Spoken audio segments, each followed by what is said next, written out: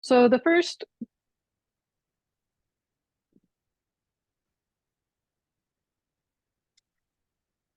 hi, I just gave an introduction to the class and then the recording started, so we're jumping in. The first grave precept: do not kill, cultivate, and encourage life. In the realm of the everlasting Dharma, holding no thought of killing is the precept of not killing. The life of Buddha increases with life. No life can be cut off. Continue the life of Buddha. Do not kill Buddha. This is the way we recite this first grave precept. Do not kill. It seems somewhat elementary. Do not kill. But there can be some subtleties to it.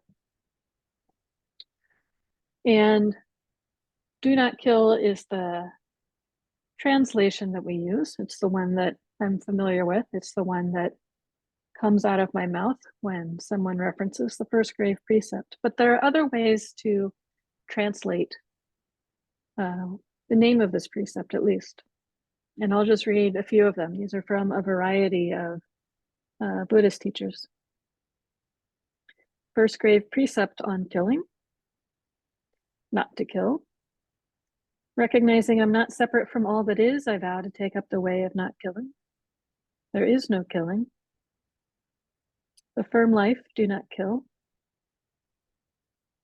The follower of the way does not kill, but rather cultivates and encourages life. I am reverential and mindful with all life. I am not violent. I do not willfully kill. I vow not to kill, but cherish all life. Abstinence from willful killing. I vow to be reverential and thoughtful with all life. The follower of the way does not kill. A firm life. I respect all sentient and insentient beings and always act with compassion towards them. In order to live, it is necessary for me to take life. I do so with reverence for the life taken. In gratitude, I do not take my own life for granted. In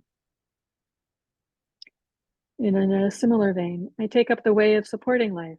I resolve to look squarely and with an open heart at the rage, fear, and sense of separateness that feed my impulses to harm others. Remembering that my life on earth must cause the death or suffering of many fellow creatures, I resolve with gratitude to abstain from cruelty and relieve the suffering that I can. So there's a variety of ways to word this. But I think what comes through when you look at all of those or listen to all of the different ways this precept can be expressed, there is both that prohibitory side, the do not kill. And those are pretty universal amongst all of those names for this precept that I read over and over again. It says, do not kill, do not kill, do not kill. No killing life. There's something very stark and basic about that. And the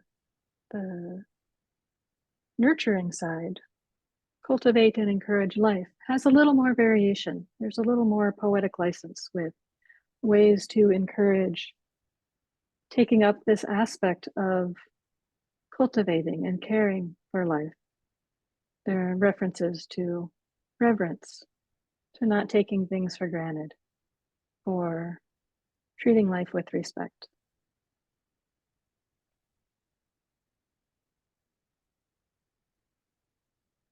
And it's a fine balance. Sometimes do not kill.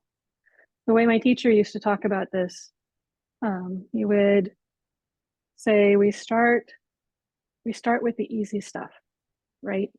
We don't kill the people that we love. We don't kill our spouse. We don't kill our children. Most of us don't. Hopefully, many, almost all. It'd be great if it was all of us. We don't kill those we love, our spouses, our children, our pets. And then we extend that circle out a little bit more. This is almost sort of like when we think of meta practice, we extend that circle out. You extend it out a little more to, we don't kill perhaps the people that we know, the barista at the coffee shop, the mail person who drops off the post, the Amazon drivers. We extend it out a little more, a little more, a little more. We don't kill the birds in the yard or the squirrels in the tree. We don't kill the people that sort of annoy us.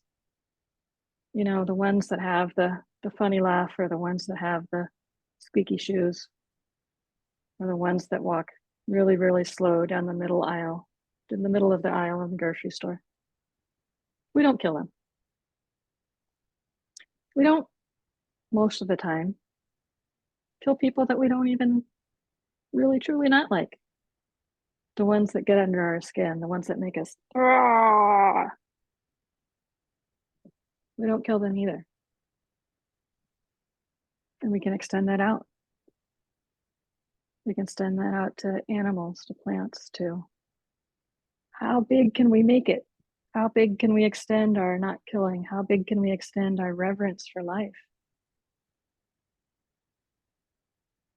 And the fun comes when we realize that we can't live our lives without killing. We can't live our lives without destroying. We can't live our lives without causing the deaths of myriad creatures, whether it's the food we eat or the way our bodies work. So the question then becomes, with the sorrow that comes with knowing that our life depends on the killing of others, how do we honor that? How do we see that with reverence? How do we respect what we are given or what we take without asking, in terms of what we need to keep our bodies going, what we need to keep our minds and our hearts healthy? We used to do an exercise with the Dharma school kids and have them rewrite the precepts in their own words. And they were great. They would talk about, don't kill the mood, man. And they would come up with all of these things that we can kill, all of these things that we can destroy. And it was a little more challenging to get them to think about the nurturing side, the positive side. The how do we help things grow and live and thrive? How do we continue to invite life in, to recognize it where it grows and shines, and to help others see that as well? So with that little teeny tiny little blurb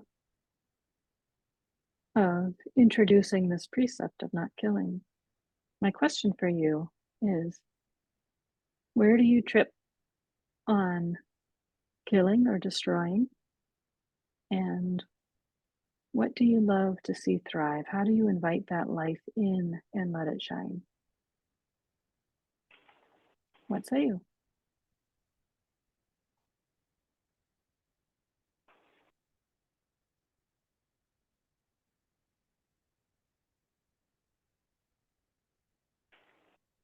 What I love to see thrive most is people's creativity, Mm.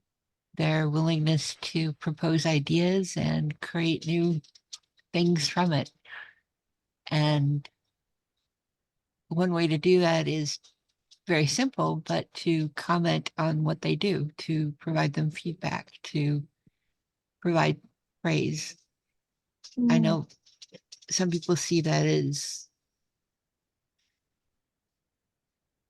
too simple, too little, or even I've even heard people describe it as being just egotistical and something they shouldn't need. But honestly, it's Mm. food for the soul. It's what an artist needs to continue. Mm. And to me, Mm-hmm. that's cultivation. Mm-hmm. Yeah, thank you.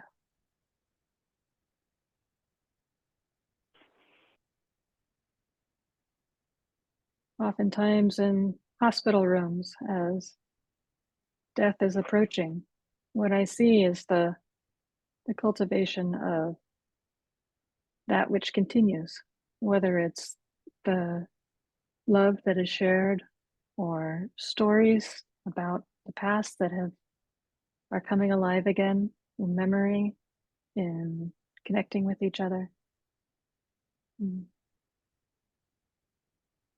I was just going to say, visiting with friends is right along with not killing in that sense. Mm-hmm. Can you say more there?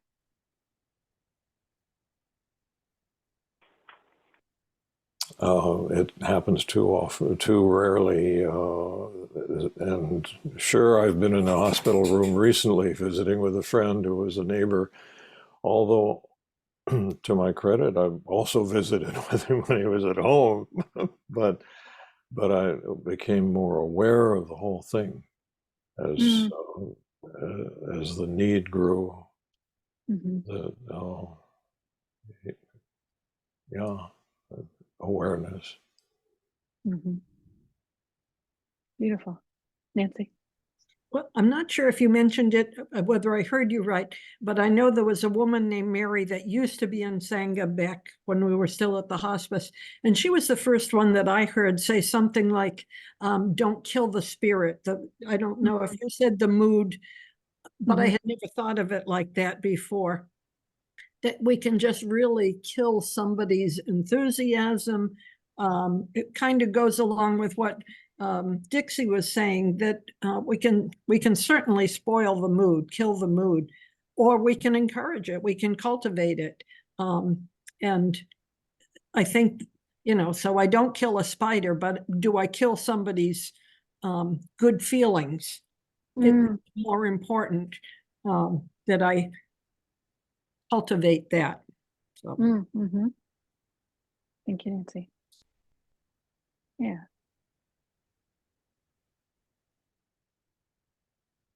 I know for just recently, I was talking to somebody that their spirit has been killed. They've really they just feel really emotionally beat up. They had all these goals like retiring early, their investments were going to be okay. They just really had all these plans and goals. And as all of us have seen over over this time, a lot of that has not worked out. And they were saying, well, me retiring early is no longer an option. And I'm probably going to have to basically start over at this age. And, I could have went down that path with them. I could have really added to that disappointment and sadness and dread. And instead, I was able to talk to this person about the opportunities that come with starting fresh and starting over, and the different road that we never know what a different road can look like. And that road can be so joyous and filled with so many positives and opportunities. And so I think that even in those moments when somebody feels like they've already emotionally been killed and they're just at their lowest, that we don't have to add to it. We can really, share the opportunities and the positive side to that. So I felt like that was an opportunity to have that discussion with this person, because if they wouldn't have brought it up, that discussion wouldn't even have happened. And probably today, even, they'd still be feeling like that. So. Thank you for that.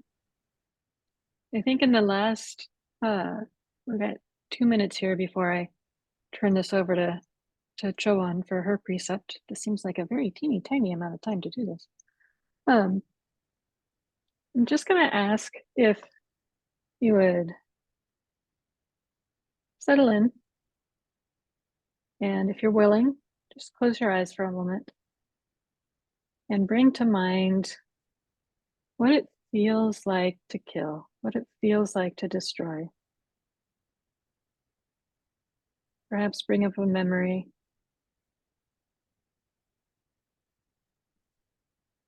And notice the qualities of mind that are associated with killing, whether it's anger or rage or irritation or disdain, whether it's viewing something as unimportant or inconsequential.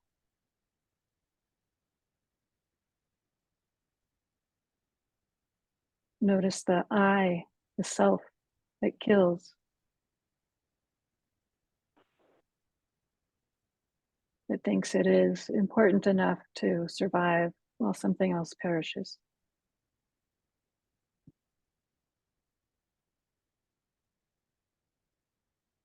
And then shift that. You can make that sudden transition from the mind that kills to the mind that cultivates, the mind that celebrates, the mind that rejoices in life, in living, in being a being in this world of other beings.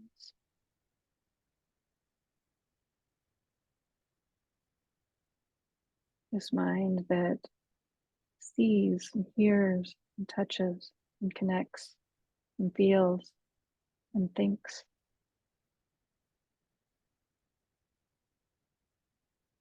What does it feel to have this mindset, this view of cultivating life? How does it feel in the body, in the chest, in the arms, in the muscles? How does your face feel?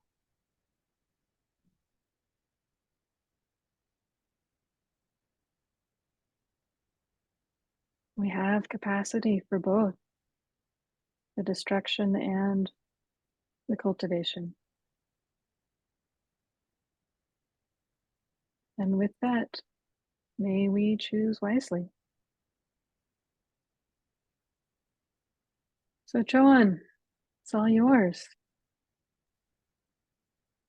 All right, so do not steal. Honor the gift not yet given. In the realm of the unattainable Dharma, holding no thought of gain is the precept of not stealing. The self and the things of the world are just as they are. The mind and its object are one. The gateway to enlightenment stands open wide. So when I went into this, it was that simple, do not steal. The first things that came up in my mind was we're doing a lot of changes at work and we dismantled programs and there's supplies there that were just going to go in the garbage. And some of us were, our supervisor was like, take it home, it's going to go in the garbage. So if you want it, take it home. And the whole time when that was happening, there was kind of arising in me this, well, taxpayers paid for this.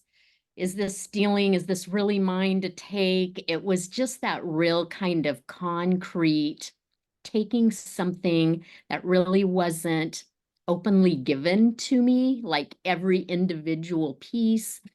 And so I was kind of at the beginning of starting to think about this precept. It really was that taking something, a pin, even coming home with pins in my briefcase and knowing that these really are not my pins when I'm doing something else and not work. So it was just really that tangible stuff. But then I really started reading commentary on this precept, and it went just so far left. I mean, it didn't have anything to do with these tangible things. It talked a lot about greed and the hungry ghost and desire and having things that we don't even need anymore. They're sitting around in our house and we don't need them, but we hold on to these possessions and not give them away freely. So the opposite of stealing, we just grasp onto this stuff. So it was just really a very different place than where I had started with this do not steal. And so I wrote down a lot of just very small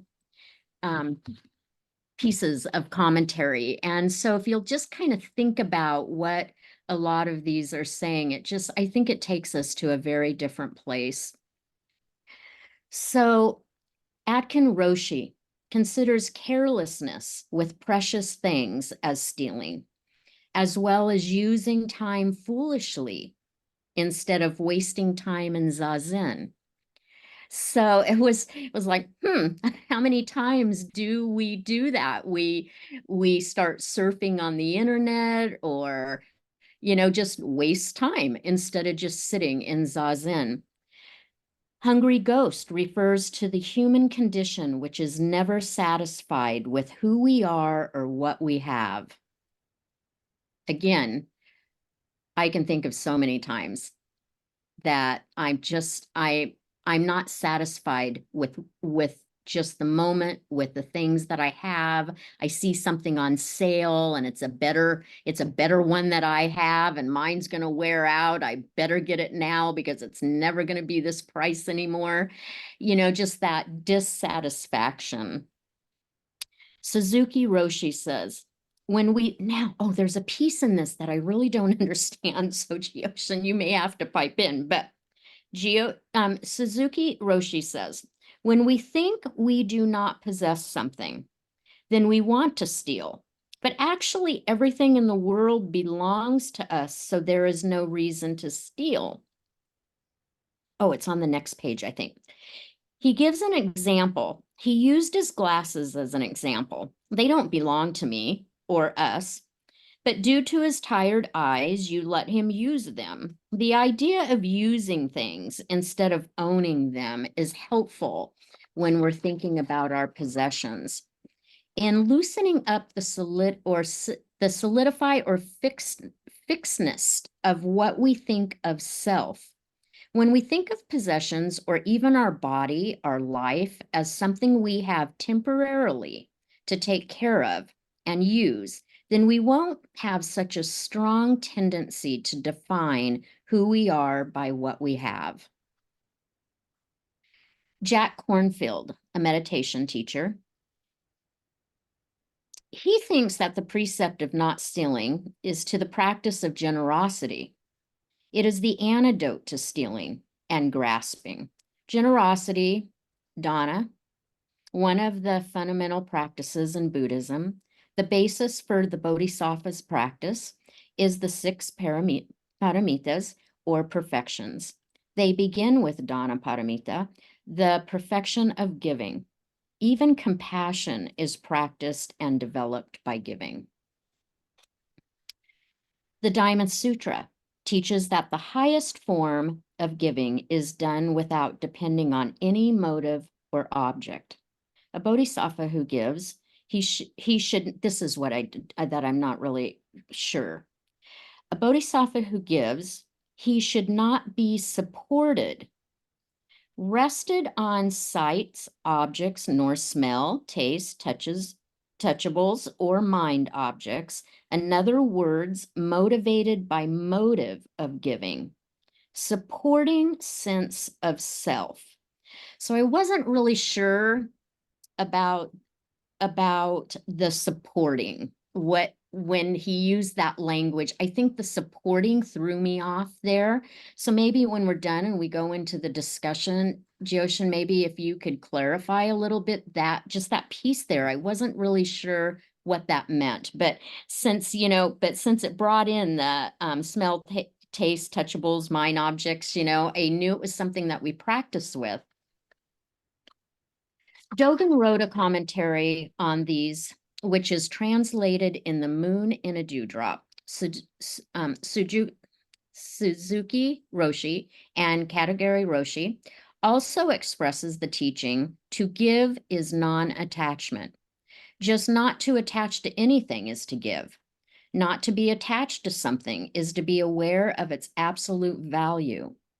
Everything you do should be based on such an awareness.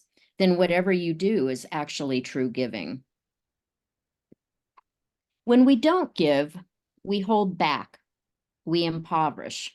Non-attachment is the attitude of being ready to let go. In commentaries for this precept, if one is poor, they cannot become rich by taking another's possession. Likewise, one cannot become poor by not stealing. Dogen wrote in the Bodhisattva's Four Method of Guidance, giving means non-greed. Non-greed means not to covet. Non-greed is also to give away unneeded belongings to somebody that you don't even know.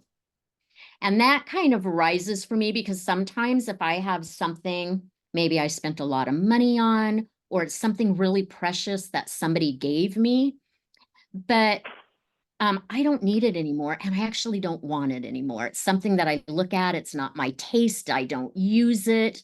But then in my mind, I think about this with blankets. I have a bunch of blankets that I don't need a bunch of blankets. You can only use so many blankets, on your bed, on the couch, whatever. And when my friend Marty passed away, he too had a bunch of blankets that came to my house. And this really stood out for me because some of those blankets are vintage wool, gorgeous blankets. Some of them are down comforters. And I had to really struggle with, there are people on the streets freezing, Kim, that could use these blankets. And I instantly go, oh my gosh, but if you drop this off on one of those tents, it's going to be in the gutter in the rain tomorrow morning when you drive by. And so this right here really, really challenges me. Non-greed is to give away unneeded belongings to someone you don't even know. Just that whole self-talk, that whole discussion that we go through in our mind. So that's really it. I just, I think the more I read, the more commentaries that I went through, it really kind of took me down a rabbit hole. It was just so far different than when we're thinking about not stealing something, it really took me to a very, very deeper place with this precept than I think that I've been before. So I really appreciated it. So I'm going to open it up for discussion. And Jyoshin, if you want to fill in on that one part, that would be great. I kind of debated about leaving it out because I was like, I don't really understand that piece. But it spoke to me enough that I was like, nope, you're not going to leave it out. Well, I would say one, like some of that is just the language that's used in the Diamond Sutra. Like a lot of what the Diamond Sutra is getting at is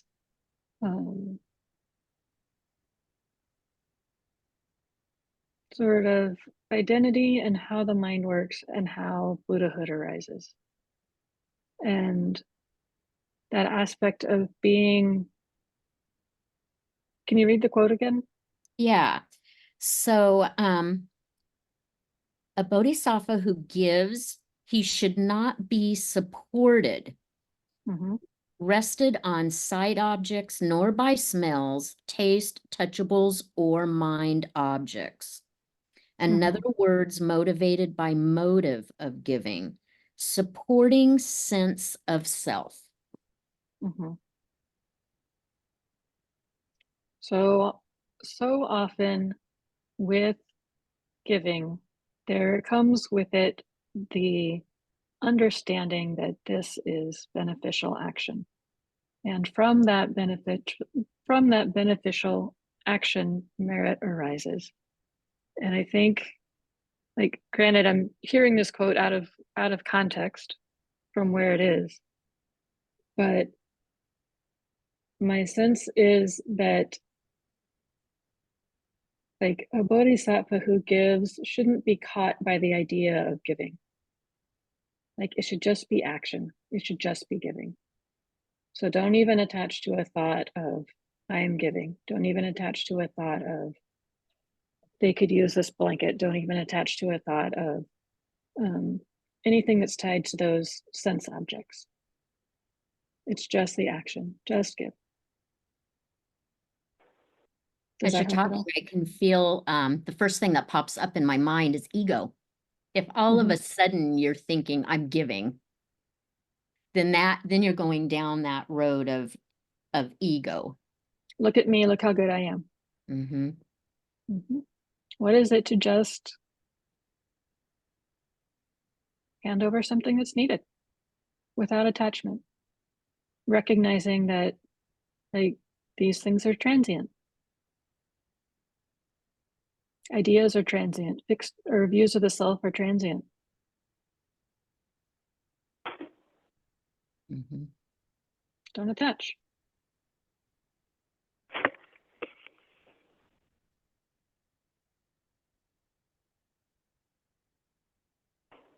Does that help at all? I want to leave room for does. other folks to talk. Thank you. Yes. Mhm.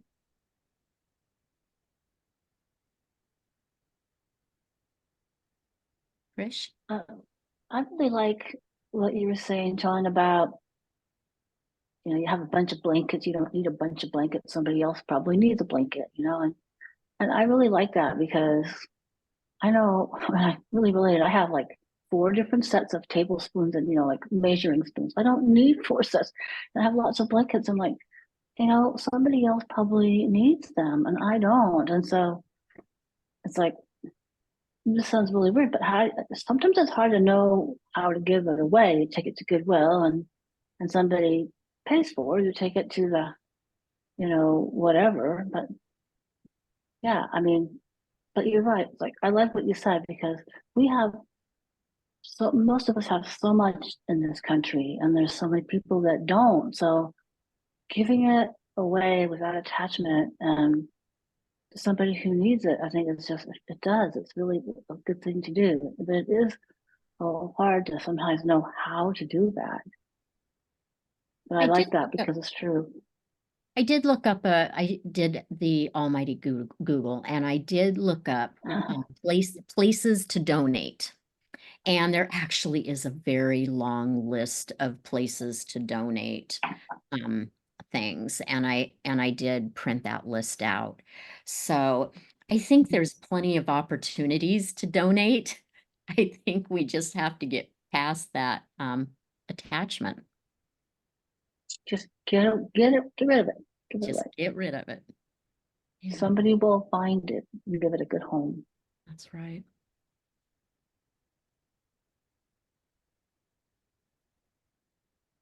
Yeah, and you're right. Sometimes it's about attachment. I love this blanket. I don't want to get rid of it. So and so gave it to me. So give it to somebody else. Yeah, I really like that. Ruth Ann?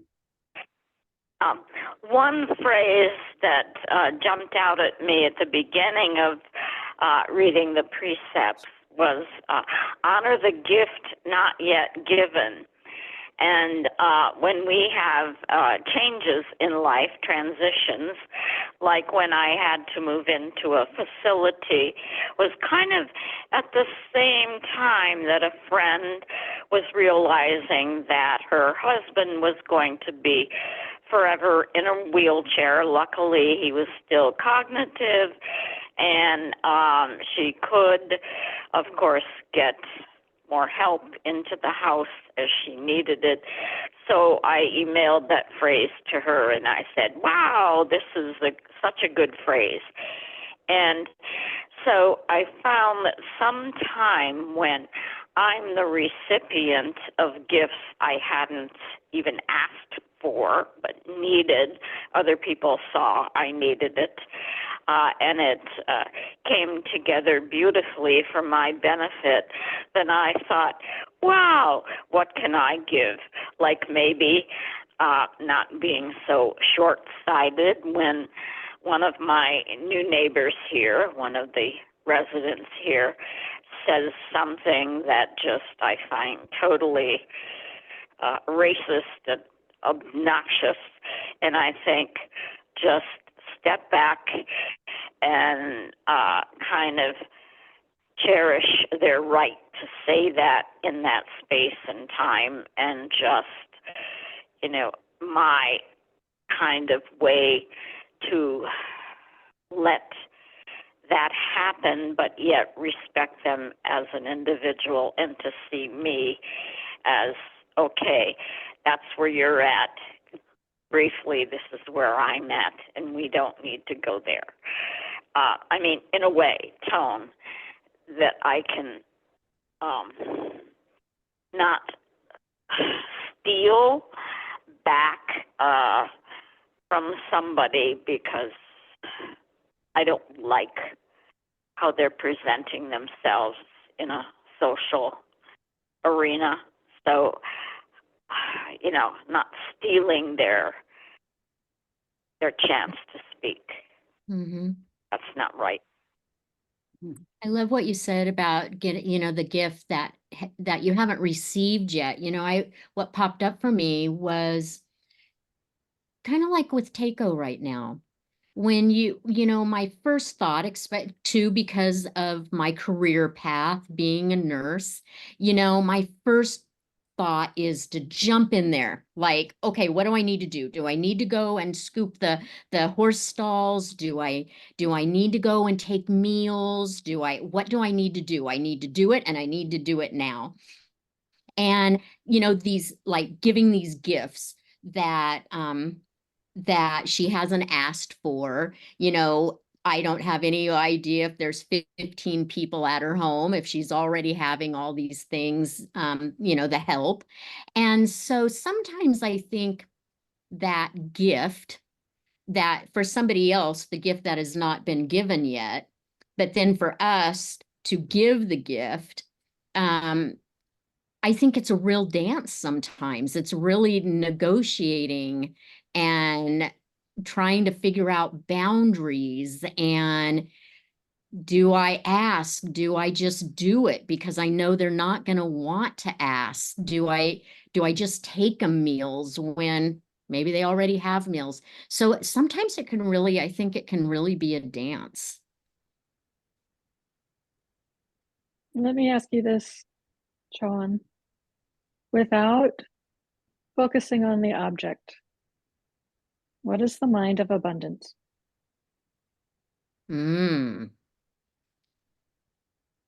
What comes up for me is enough. I have enough. No matter what it is, I have more than enough. So it doesn't have to be tons. It doesn't have to be 40 blankets. You know, every day we survive. Tomorrow comes, so we obviously had enough to get through the night to tomorrow. I don't know if that's what you're asking, but that is what, for me, when I think of the mind of abundance, I know there's probably some really deep Buddhist answer to that, but for me, I think it's just enough. I have enough, being satisfied. I totally have enough. Nancy? Well, I just think of gratitude. When Jyoshin said that, the first thing that came to my mind was gratitude. I am grateful that, yes, I always have enough. So far, 78 years, I've always had enough, and I believe that I probably always will.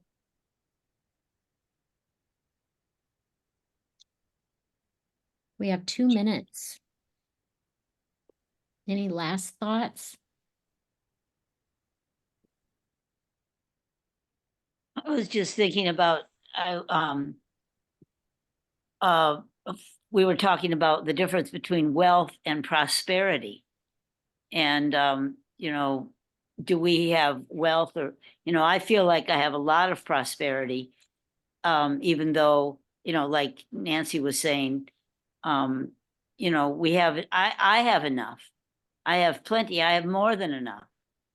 And, you know, you know, what is wealth?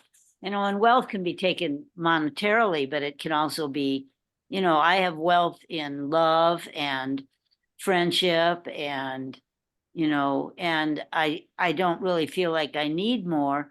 But then there are times when I go, oh, I would like that, if that's something that somebody else has, but I don't need it. I don't need, you know, people were talking about getting heated toilet seats. Do I need that? It would be fun, but I Mhm. don't need it. So, you know, it's, you know, I think, yeah, I like that. I like this precept, you know. I do too. Thank you, everybody, for giving me the seat tonight to share my thoughts. And who's up next week? Do we remember Mm, collectively? I Dixie don't remember. I don't. and Peter, right? Okay, Dixie and Peter next week. Oh, there you go. And please make gasho. Because my mind is blanking on our closing verse, I'm just going to say, may the merit of our collective intentions around working with the precepts ripple out into the world and touch all those beings who could be nurtured by them. All Buddhas throughout space and time, all honored ones, bodhisattvas, mahasattvas, wisdom beyond wisdom, maha, prajna, paramita. Good night, y'all. Hope you have a good night. Thank you, Thank you. everybody. Thank you. Those sweet dreams. Thank you.